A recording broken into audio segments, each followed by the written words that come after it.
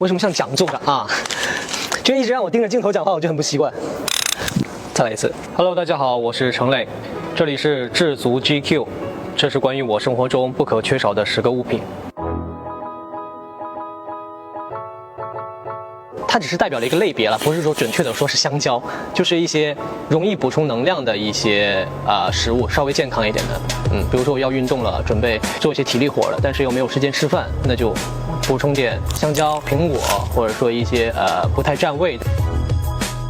它好像是有某些成分能够让人家就是让人分泌某种东西，然后达成某种情绪。但是潜意识知道这个理论之后，就是喜欢吃香蕉。其实它还是有它的它好吃。我为什么对着镜头不会说话？就是它还是美味的。我在云之羽的时候跟他们一起健身的话，每天我们都会分享不一样的健康食物。比如说今天是我带，然后明天是他叫，然后后天是某个人自己做。但凡让我歇1周或者2周，其实我都会体重啊，然后整个体脂都会上涨。第二件物品呢，就是书。能带着就带着吧，它反向会督促你觉得，既然你已经带出来了，为什么不读呢？可以减少一些，比如说我在刚开始长期阅读的时候的一些所谓的阅读羞耻。没有要问的吗？好，我自己说。我有这本书的好多版本，有英文版，有中文版，然后英文版没看过，但只是想收藏，因为它是我最喜欢的书之一，所以我就会买它的各个版本去放。你拿着一本书到处走，可能刚开始你很像戴了一顶颜色很鲜艳的帽子，总是会在意别人有没有在看你或者怎么样。因为我刚开始去一个组里，开始阅读，我还记得读的是哪本书，很薄的一本仲夏夜之梦，然后现场的同事就会打趣说，这么吵闹的地方你看得进去吗？别装了，是吧？可能也是有些手足无措的时候，你不知道该干什么，你又觉得玩手机很浪费时间。当大家习惯你会在碎片时间看书之后，也都会习惯你这个习惯。说实话，你跟朋友一起看书，你是真看不进去。我们可能耗1个下午坐在咖啡厅，我说约大家所有人一起出来看书啊，或者怎么样，2、3个人到咖啡厅，然后各自摊开书之后，他们开始玩手机，我也看不进去，然后就在咖啡厅泡1个下午吧。我生活中必不可少的物品是蛋白棒啊，就是刚才为什么像讲座啊？就一直让我盯着镜头讲话，我就很不习惯。再来一次，我生活中必不可少的物品就是蛋白棒，它吃起来很像巧克力，很像甜品，它的成分又很健康，蛋白又有20克，吃起来很有满足感，然后又能补充蛋白啊，就是因为健身嘛，无氧，然后你需要去补充蛋白，然后就会觉得这个很方便。其实有一段时间不喝蛋白粉，然后就吃这个，其实也够。很好吃。我生活中必不可少的品就是防晒霜，其实它不是那么必不可少，但是身边的人觉得它必不可少。就身边所有人都会盯住我涂防晒没有，涂防晒没有，然后每天去都要过问一件这个事情，硬的不行就来软的。看我就是因为涂防晒所以皮肤这么好啊，我现在都不长痘啊，或者怎么样，皮肤这么嫩啊，怎么样，就是要涂防晒啊，就是各种安利防晒。然后到后来自己也习惯了吧，就是要带一个防晒，不带的话会感觉被谴责。倒还好，但我是从很小就开始用那个洗面奶，偷我大伯的洗面奶用。大伯用的是男士洗面奶，我有一次就偷偷用了，我就觉得好香啊！我也不是天天偷啊，我就偶尔偷一次用，洗完之后会觉得好香啊！我爸说，你与其把脸洗这么干净，不如把房间先收拾干净呢。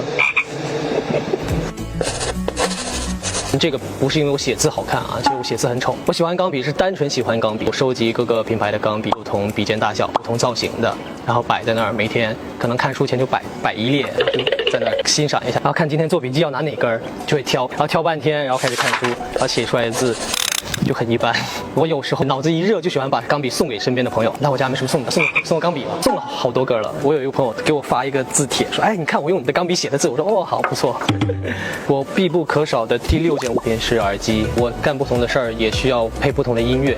我是从小就很喜欢戴耳机，我小时候就听过，那时候好像还叫亚洲电视台，说小朋友不要太近看电视，不要经常戴耳机什么的。开始频繁戴耳机的时候，就戴上它的话会有安全感，突然多了一个私密的透明的屏障。拿塑料袋那次呢，就是首先我没睡醒，所有事情都很容易惊扰到我，但后来我就在飞机上其实只有反思自己，我是怎么能那么不淡定，就是每天都要喝。你比如说工作日的话，可能会两三杯。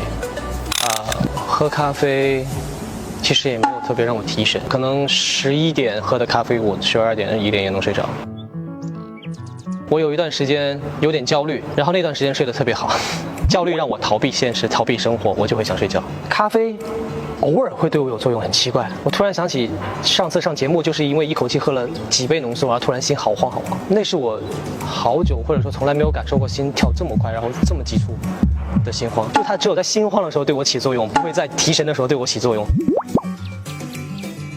这个呢是我平时会装一些维生素，但这一趟出差出来就只剩1种了。平时会有复合维生素啊、胡萝卜素。有一段时间感觉特别忙，没有太多的精力去照顾那些饮食均衡啊，买了一些维生素。之前某个视频上看到说，人一旦过了一定年纪就要开始注意每天吃维生素了。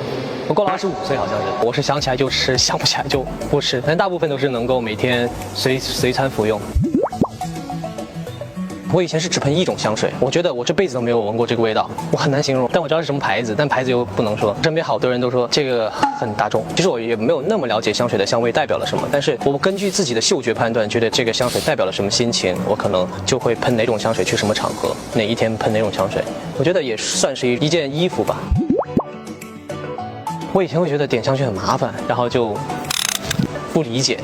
但直到有一次自己这香薰陪我待了1个下午之后，就是静静的坐着，当时是夏天，然后开了很足的空调，又点了香薰，然后又喝着冰可乐，就感觉那个下午很美好。那天下午唯一的新东西就是点了个香薰，所以就会把香薰纳入到我以后的一些喜欢的生活氛围里。基本上比如说我在家里待8个小时的话，我可能有4、5个小时都会点。